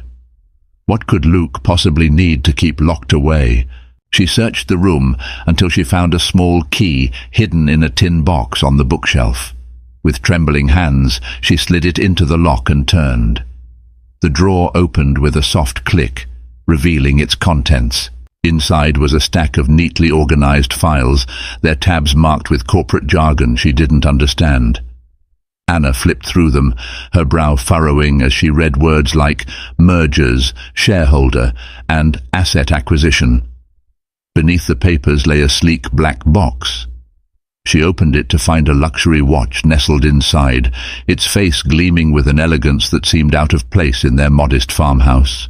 But what truly stopped her was the photograph beneath the watch. It was Luke, but not the Luke she knew. He stood in front of a modern high-rise building, dressed in a tailored suit that fit him perfectly. His hair was neatly styled, and a confident smile lit up his face. Beside him was a group of similarly dressed men and women, all holding champagne glasses. The backdrop was a city skyline, not the rolling hills of Montana. Anna's breath caught in her throat. Who was this man? That evening, Anna's thoughts were a whirlwind as she prepared dinner. Luke's usual quiet demeanor now felt like a mask, concealing layers she hadn't even begun to uncover. She watched him from the kitchen as he leaned against the porch railing, his gaze distant. When he came inside, she studied him closely, searching for cracks in his facade, but his expressions and movements remained as unassuming as ever. Later that night, unable to sleep, Anna wandered the house. She paused outside Luke's office, a small room he used for farm accounts and planning. The door was slightly ajar, and she could hear his voice, low and urgent. "No, that's not the agreement," he said, his words clipped. There was a pause, then, "I told you I'll handle it. Just keep your end of the deal." Anna's pulse quickened. The tone in his voice was unlike anything she had heard before. Firm, authoritative, and almost dangerous. She crept closer, careful not to make a sound. "We'll finalize everything by the end of the month," he continued. "Thomas will handle the details. No loose ends." There was another pause, then the sound of the receiver clicking into place. Anna hurried back to the bedroom, her mind racing. The man she had married was a stranger, his life cloaked in secrets she hadn't even begun to understand. Over the next few days, Anna's curiosity turned into a quiet obsession. She observed Luke more closely, noting the way he carried himself, the way he spoke. She paid attention to his late-night phone calls, the way he retreated into the barn with Thomas, the tension in his jaw when he thought no one was looking. The locked drawer, the corporate documents, the luxury watch, the photographs, the hushed conversations, they all pointed to a life far removed from the humble farmer she thought she had married. and yet he continued to play his role perfectly, tending to the fields, mending fences, and treating her with a quiet kindness that now felt like part of an elaborate performance. Anna knew she needed answers, but with every secret she uncovered, she felt the ground beneath her feet shift a little more. Who was Luke Bennett, really? And what had she gotten herself into? The farmhouse was cloaked in early evening stillness, the kind that made every sound feel amplified. Anna sat at the kitchen table, her hands trembling as she held the newspaper she had found tucked into the bottom drawer of Luke's desk. Her eyes were fixed on the photo. Luke, unmistakably him, dressed in a sharp suit, standing in front of a sleek glass building. The headline above the image read, "Luke Bennett, youngest CEO of Bennett Enterprises resigns amid mystery." She read the article twice, her mind struggling to reconcile the words on the page with the man she had come to know. According to the article, Luke had walked away from a multi-million-dollar corporation nearly a year ago, citing personal reasons. No one had heard from him since. Her heart pounded as she folded the newspaper and set it on the table. Every interaction with Luke suddenly felt like a puzzle piece falling into place. The corporate documents, the luxury watch, the late-night phone calls, they all pointed to a life far removed from the humble farmer she had married. Her stomach churned with equal parts anger and confusion. The sound of boots on the porch jolted her from her thoughts. Luke stepped inside, his face streaked with dirt and his shirt damp with sweat. He paused when he saw her sitting there, the folded newspaper in front of her. "Anna," he said cautiously, his gaze flickering to the paper. "What's going on?" She pushed the newspaper toward him, her voice sharp. "Care to explain this?" Luke's jaw tightened as he picked up the paper, scanning the headline. He exhaled slowly, setting it back down. "I was hoping this wouldn't come up like this," he said, his voice low. "Hoping it wouldn't come up." Anna's voice rose, her frustration spilling over. "You've been lying to me this whole time. Who even are you, Luke?" He sat down across from her, his expression calm but resigned. "I'm still me," he said. "The man you've been living with, working beside. That's me. But yes, there's more to my story." Anna crossed her arms, her glare unwavering. "Then start talking." Luke leaned back in his chair, running a hand through his hair. "I grew up in the city, in a family that built one of the biggest corporate empires in the country. Bennett Enterprises has been in my family for generations. When my father passed, the company fell to me. I was 23, young, ambitious, and under more pressure than you can imagine." He paused, his gaze distant. "I spent years in boardrooms, making deals, expanding the company. Everyone around me wanted something, my time, my money, my influence. I barely had a moment to breathe. And then, one day, I realized I didn't even know who I was anymore. So, I walked away." Anna stared at him, her mind spinning. "You just left? Gave it all up?" Luke nodded. "I needed to get out. I needed to find a life that wasn't defined by wealth and power. I came here because it was the opposite of everything I'd known. Quiet, simple, real. And yes," he added, meeting her eyes, "I hid my identity. I wanted to see if I could build something genuine, if I could meet someone who didn't see me as a bank account or a stepping stone." Anna's chest tightened. "So what was this? An experiment? A game?" "No," Luke said firmly.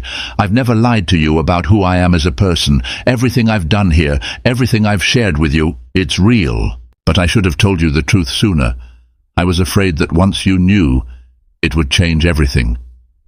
Anna stood, pacing the kitchen as her emotions churned. She felt betrayed, yes, but also conflicted. She thought of all the moments they had shared, the quiet kindness in Luke's actions, the way he carried himself with humility. Could she really fault him for wanting to escape a world that had consumed him? "You should have told me," she said finally, her voice quieter now. "You should have trusted me with the truth." "You're right," Luke said, his tone earnest. "I've made mistakes. But I care about you, Anna. I've cared about you from the start. That hasn't changed." She stopped pacing, turning to face him. "I don't know what to think right now," she admitted. "I feel like I've been living with a stranger." Luke stood, his expression somber. "I'll give you time," he said, "but I hope you'll see that the man you've come to know is who I really am. The rest, the wealth, the titles, none of it matters to me anymore." As he walked out of the kitchen, Anna sank back into her chair, her thoughts a whirlwind. She had spent so much time resenting Luke for what she thought he was, a simple, unambitious farmer.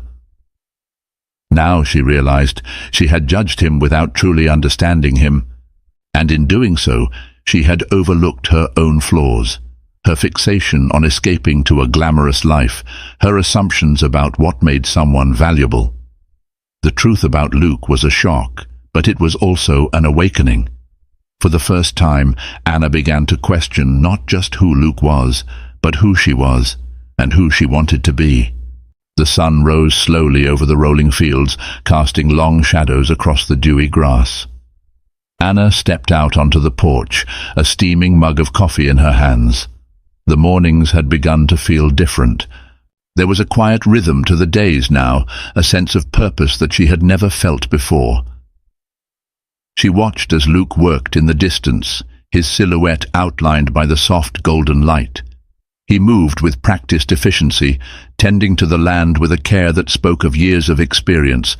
For the first time, she felt a flicker of admiration for the life he had chosen. Anna set her mug down and grabbed her boots, deciding to join him. As she approached, Luke glanced up, his face breaking into a surprised smile. "Morning," he said, wiping his hands on his jeans. "What brings you out here so early?" "I figured it's time I learned what all the fuss is about," she replied, her tone teasing but genuine. "Show me what to do."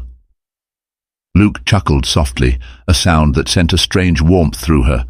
"All right, but don't say I didn't warn you. It's not as glamorous as it looks." Over the next few weeks, Anna immersed herself in the work. She learned how to plant seeds in neat rows, how to mend a broken fence, and how to milk the cows without startling them. Her hands grew calloused, her muscles ached, and her clothes were perpetually streaked with dirt. But she found an unexpected satisfaction in it all. There was a pride that came from seeing the fruits of her labor, from knowing that she was contributing to something real and tangible. Luke, for his part, was patient and encouraging. He taught her the tricks of the trade, laughing with her when she made mistakes and celebrating her small victories. Slowly, the walls between them began to crumble. They shared quiet moments in the fields, their conversations growing more open and personal. Anna found herself drawn to his steady presence, to the way he treated her with respect and kindness. One evening, as they sat on the porch watching the sun dip below the horizon, Luke turned to her. "I've been thinking," he said, his voice thoughtful. "You've mentioned before that you wanted to be a teacher. Have you thought about picking that up again?" Anna looked at him, surprised. "I don't know. It feels so far away now, like a dream I left behind." "Dreams don't have to stay behind," he said. "There's a community college in town. They have an education program. I could help you enroll if you're interested." Her heart swelled at his words. It wasn't just the suggestion itself, but the way he said it, as though her dreams mattered, as though he believed in her even when she doubted herself. "You'd really do that?" she asked softly. Luke nodded. "Of course. You're capable of so much, Anna. You deserve to chase what makes you happy." For the first time in years, she felt a spark of hope. "Thank you," she said, her voice thick with emotion. "That means a lot." The catalyst came on a stormy night. Thunder rumbled in the distance, and rain lashed against the windows as the wind howled through the trees. Anna had been visiting Sarah in town and was driving back when she noticed the creek near the bridge was overflowing. She slowed the truck, peering through the rain-soaked windshield, when a loud crack echoed through the night. The bridge ahead began to buckle under the force of the rushing water. Panic gripped her. She threw the truck into reverse, but the tires skidded on the slick road. The bridge groaned and tilted further, and she knew she had seconds to act. Scrambling out of the truck, she ran toward solid ground, the rain drenching her clothes and chilling her to the bone. She didn't see Luke until he was right in front of her, his face pale and determined. "Anna, are you all right?" he shouted over the storm. "The bridge is collapsing," she cried. "I couldn't get the truck off in time." Luke's eyes darted to the truck, which teetered precariously on the edge. Without hesitation he ran toward it. "Luke, no!" she screamed. "It's too dangerous." But he didn't stop. Fighting against the wind and rain, he climbed into the truck and threw it into gear. With a roar of the engine, he reversed it just as the bridge gave way, the truck's rear wheels skidding onto solid ground as the structure collapsed into the raging water below. Anna ran to him as he climbed out, drenched and shivering. Her heart pounded with fear and relief as she threw her arms around him. "Don't ever do that again," she cried, her voice muffled against his chest. "You could have died." He held her tightly, his own breath ragged. "I couldn't let you lose the truck. You need it for college." Anna pulled back, looking up at him through tears.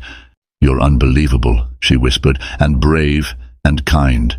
And—" her voice faltered as the words she had been holding back bubbled to the surface. "And I love you, Luke." For a moment he just stared at her, his expression softening. Then he cupped her face in his hands, his touch warm despite the cold. "I love you too, Anna," he said, his voice steady and sure. As the storm raged around them, they stood together, the distance that had once separated them now gone. In Luke's arms, Anna felt something she had never expected to find in this quiet, unassuming life, a sense of belonging, of partnership, and of love. The tension in the air was palpable as Anna sat across from her father at the kitchen table. David Carter's face was a mask of barely restrained anger, his jaw tight and his eyes narrowed. The newspaper lay between them, its front page dominated by a photo of Luke stepping out of a sleek black car, flanked by reporters. The headline read, "Former CEO Luke Bennett's Rural Retreat, Scandal or Redemption." David jabbed a finger at the paper. "You're going to tell me you didn't know about this?" Anna's hands curled into fists on her lap. "I found out recently," she admitted, "but it doesn't change who he is, Dad. Luke walked away from that life because he wanted something different." David scoffed, his chair scraping loudly as he stood. Wanted something different? Or was he just hiding? What kind of man keeps secrets like this from his own wife? I knew something didn't sit right with that boy. "He's not that boy," Anna snapped, standing as well. "He's my husband, and he's been nothing but honest about who he is since he told me the truth." David shook his head, his face hard. "You're too blind to see it, Anna. Men like him don't just leave their wealth behind. He'll drag you into whatever mess he's running from, and you'll pay the price." The words cut deep, but Anna held her ground. "I know you're trying to protect me, Dad, but you're wrong about Luke. He's not running from anything. He's trying to build something real, and I'm standing by him no matter what." David's mouth tightened, but he said nothing more. He turned and walked out of the house, leaving Anna standing alone, her heart heavy but resolute. The next few days were a whirlwind. The article had triggered a media frenzy, and reporters began showing up at the farm, their cameras and microphones an unwelcome intrusion. Luke tried to shield Anna from the chaos, but the strain was evident in the lines of worry etched across his face. "It was only a matter of time before this happened," he said one evening as they sat in the living room, the curtains drawn tightly to block out the flashes of cameras outside. "I'm sorry, Anna. I didn't mean for any of this to affect you." "You don't have to apologize," she said, taking his hand. "We'll get through this together." But the storm was far from over. Days later, Richard Kane, a former rival from Luke's corporate days, held a press conference. Kane painted a picture of Luke as a man running from his responsibilities, accusing him of abandoning the company and leaving it in turmoil. The media lapped it up and the story grew even more sensational. Anna knew she had to act. She couldn't bear to see Luke's quiet dignity trampled by half-truths and lies. That evening, she made a decision that would change everything.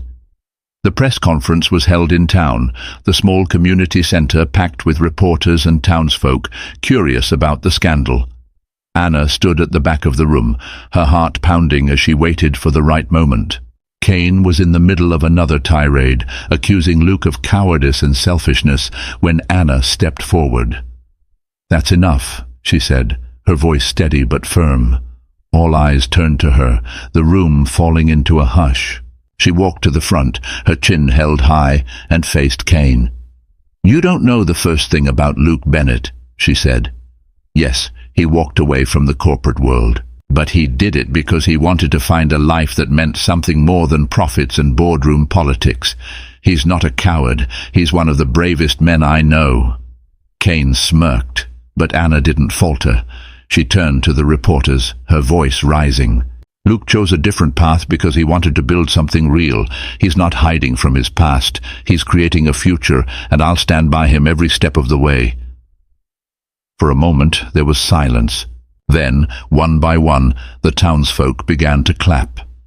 It started softly, then grew until the room was filled with applause. Cain's smug expression faltered as the tide turned against him. Luke, who had been standing at the edge of the room, stepped forward. His eyes met Anna's, and in them she saw gratitude and something deeper, a trust that hadn't been there before. He took her hand, and together they faced the crowd. That night, as the farm finally quieted, Luke pulled Anna into his arms. "I don't know how to thank you," he said, his voice thick with emotion. "You didn't have to do that." "Yes, I did," she replied, "because I believe in you, and I won't let anyone tear you down." Luke kissed her, the weight of the past days melting away in that moment. For the first time since the media storm began, they felt at peace. They knew the road ahead wouldn't be easy, but they would face it together, their bond stronger than ever. The auditorium buzzed with anticipation, the hum of whispered conversations filling the air as reporters adjusted their microphones and photographers readied their cameras. At the center of the stage, a sleek podium stood beneath the glare of stage lights. Behind it, a backdrop bearing the Bennett Enterprises logo loomed large, a reminder of the empire Luke had once helmed. Anna sat in the front row, her hands tightly clasped in her lap. The past few weeks had been a whirlwind of accusations, public scrutiny, and sleepless nights. Despite the chaos, she felt strangely calm. Luke had asked her to be here, though he hadn't told her exactly why. She glanced around, noticing the sea of expectant faces, their eyes trained on the empty podium. The side door opened, and Luke stepped onto the stage.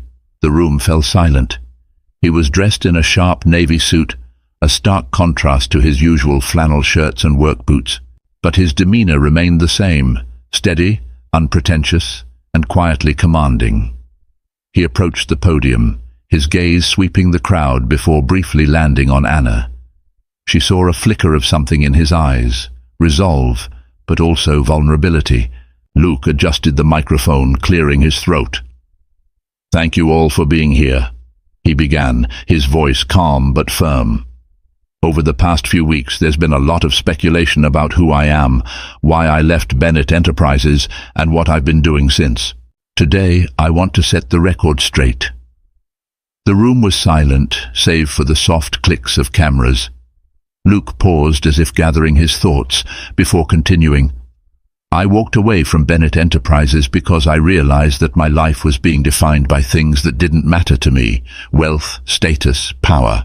None of it made me happy. I wanted something different, something real. That's why I chose to leave the corporate world and start over in a place where none of those things mattered." He glanced at Anna again, and this time his gaze lingered. "But what I didn't realize was that leaving that life behind wasn't just about finding peace. It was about making room for something, someone who would change everything." Anna's breath caught in her throat as Luke turned fully toward her. The cameras followed his movement, the room holding its collective breath. "Anna," he said, his voice steady but filled with emotion, You are the reason I've found meaning in this new life. Your courage, your strength, your willingness to stand by me, even when the world seemed determined to tear us apart. It's more than I ever deserved. You've shown me what it means to love and be loved, not for what I have or what I've accomplished, but for who I am. And I want the world to know that I am proud to call you my partner in every sense of the word. A wave of murmurs swept through the crowd, but Anna barely heard them. Her world had narrowed to Luke, his words, and the weight of their meaning. Tears blurred her vision as she stood, her heart pounding in her chest.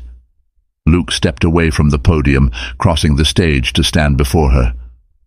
"I love you, Anna," he said, his voice unwavering, "and I will spend the rest of my life proving it to you, if you'll let me." Anna's hands flew to her mouth, her emotions a kaleidoscope of joy, disbelief, and overwhelming love. She nodded, unable to speak, as the room erupted in applause. Luke pulled her into his arms, holding her tightly as the cameras flashed around them. Later, as the press conference dispersed and the reporters packed up their equipment, Anna and Luke stood outside the auditorium under the fading light of the afternoon. The noise of the crowd had faded, leaving only the quiet hum of the city around them. Anna turned to Luke, her hand still clasped in his. "I don't need the city or the glamour anymore," she said softly. "I thought that was what I wanted, but now I know it was never about the place or the lifestyle. It was about feeling like I mattered, like I belonged." Luke cupped her face, his thumbs brushing away the remnants of her tears. "You've always mattered, Anna, and you'll always belong with me." She smiled through the tears that threatened to spill again, her heart full in a way it had never been before. "I love you, Luke. Not for your name, or your money, or your past. I love you for your heart, for your kindness, for the life we've built together." Luke leaned down, pressing his forehead to hers. "And I love you, Anna, for your strength, your dreams, and the way you make me want to be a better man." As the sun dipped below the horizon, painting the sky in hues of gold and crimson, they stood together, their hands intertwined. It was a moment that transcended the noise of the world around them, a declaration not just to the cameras or the crowd, but to each other. Together they had faced the storm, and together they had found their way to the calm. The city skyline stretched before them, a glittering array of lights against the twilight sky. Anna stood on the balcony of their new apartment, the faint hum of traffic below blending with the cool evening breeze. Beside her, Luke rested his arms on the railing, his expression relaxed but thoughtful. It was a view neither of them could have imagined months ago, yet it felt right, a balance between the life Luke had left behind and the one they had built together. "Are you sure you're happy here?" Luke asked, his voice soft but tinged with curiosity. Anna turned to him. "I am, but only because I'm here with you." She leaned against him, her head resting on his shoulder. "We've managed to bring a piece of the farm with us." Luke chuckled, glancing inside at the collection of plants and the small framed photograph of their farmhouse sitting prominently on the mantel. "I'd say you've managed to bring the heart of it with you." Their move to the city had been deliberate, a step forward rather than a retreat. Luke had re-engaged with Bennett Enterprises, this time on his own terms. He no longer carried the weight of expectations, but instead approached his role as CEO with a focus on impact rather than profit. Anna, too, found her stride, enrolling in a graduate program for education while teaching part-time at a local school. But the most meaningful endeavor they shared was the foundation they had established together, a charitable organization dedicated to improving education in rural communities. Named after Luke's late parents, the Bennett Carter Foundation funded scholarships, built libraries, and provided resources to schools in underserved areas. It was a way to honor their roots while building a bridge to the future. One crisp autumn afternoon, Anna stood in front of a classroom filled with eager faces. The sun streamed through the windows, casting warm patches of light on the rows of desks. She had just finished reading aloud from a book when one of her students raised a hand. "Miss Carter," the young girl began, her eyes wide with curiosity. How did you decide to become a teacher? Anna smiled, setting the book down on her desk. That's a great question, she said, and the answer is a little unexpected. The children leaned in, their attention rapt as Anna began her story. There was a time when I thought I wanted something completely different, she said. I dreamed of city lights and glamour, of escaping the quiet life I had always known, but life has a funny way of surprising us. When I met someone who showed me the value of simplicity, of kindness and of hard work, I realized that what I truly wanted wasn't about where I lived or what I had. It was about who I could become and how I could make a difference. She paused, her gaze sweeping the room. Life isn't always easy. Sometimes it takes us down paths we didn't expect. But those twists and turns often lead us to the most important lessons and the most profound connections. And when we embrace them with resilience and authenticity, we discover who we are meant to be. One of the students raised a hand. Is the person you met the reason you became a teacher? Anna laughed softly. In a way, yes. He reminded me of the value of giving back, of helping others find their potential. And he's my partner in that mission now. As the bell rang and students gathered their belongings, Anna lingered by the window, watching them file out into the crisp autumn air. The world outside the classroom was bustling, yet for Anna everything felt grounded in purpose.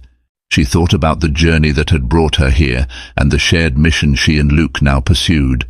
It was a journey marked by trials and triumphs, each moment shaping her into the person she had become. That evening, back at the apartment, Anna was busy preparing dinner, while Luke worked at the dining table. The quiet rhythm of domestic life had become a cherished part of their new routine. Luke sifted through a stack of documents, occasionally pausing to jot down notes. "What's on the agenda for tomorrow?" Anna asked, glancing at him over her shoulder as she stirred a pot on the stove. "A meeting with the board about expanding the foundation's reach," Luke replied. "There's a rural district in need of new school supplies, and I want to make sure we're allocating funds efficiently." Anna smiled. "You've really found your calling, haven't you?" Luke looked up, his expression softening. "I think we both have." They sat down to dinner together, the warm glow of the city lights filtering through the windows. Over the meal, they talked about their plans for the foundation and the future. Luke shared ideas for a mentorship program, while Anna discussed her dream of writing a book about her experiences as a teacher. After dinner, they took a walk through the nearby park. The trees were adorned with golden leaves, and the air was crisp and fresh. As they strolled hand in hand, Luke stopped and turned to Anna. "You know, I've been thinking," he said, his tone contemplative. "Everything we've done so far, the foundation, the move to the city, it's all been about building something meaningful. But I feel like there's still so much more we can do." Anna nodded, her curiosity piqued. "What do you have in mind?" Luke hesitated, as though weighing his words. "I want to create a program that not only helps students, but also empowers communities to sustain themselves. Training teachers, providing leadership workshops, creating a cycle of growth that lasts beyond just our involvement." Anna's heart swelled with pride. "That sounds incredible, Luke, and I want to be part of it." A few months later, the Bennett Carter Foundation held its first gala, an event designed to raise awareness and funds for their new initiatives. Anna stood beside Luke as they greeted guests, a mix of corporate leaders, educators, and community advocates. The atmosphere buzzed with energy and purpose. When it was time for the keynote speech, Luke took the stage. He spoke about the importance of education, the lessons he had learned from his parents, and the journey that had led him to this moment. Then, to Anna's surprise, he invited her to join him. "This foundation wouldn't exist without Anna," he said, his voice filled with emotion. "She's the heart of everything we've built. Her passion for education, her belief in the power of community, it's what inspires me every day." Anna stepped onto the stage, her cheeks flushed with both surprise and gratitude. As she looked out at the audience, she saw not just a crowd of supporters, but a tapestry of potential. a reminder of how far they had come and how much further they could go. Later that night, as they returned home, Anna and Luke sat together on the couch, the city lights twinkling beyond the glass doors. The gala had been a success, but more than that, it had solidified their shared purpose. "Do you ever think about how far we've come?" Anna asked, resting her head on Luke's shoulder. "Every day," he replied, his voice warm. "And I wouldn't change a thing." As they sat in comfortable silence, Anna reflected on their journey. It had been filled with challenges, but each twist and turn had brought them closer to the life they were meant to build together. They had found not just love, but a partnership rooted in shared values and dreams. And as they looked ahead, they knew their story was only beginning, a story of resilience, authenticity, and the transformative power of love and purpose. And so their journey came full circle. What began as a reluctant union turned into a partnership built on trust, growth, and unwavering love. Anna and Luke didn't just find happiness, they created it, proving that life's most unexpected twists often lead to the most beautiful destinations. Their story isn't just about wealth or romance.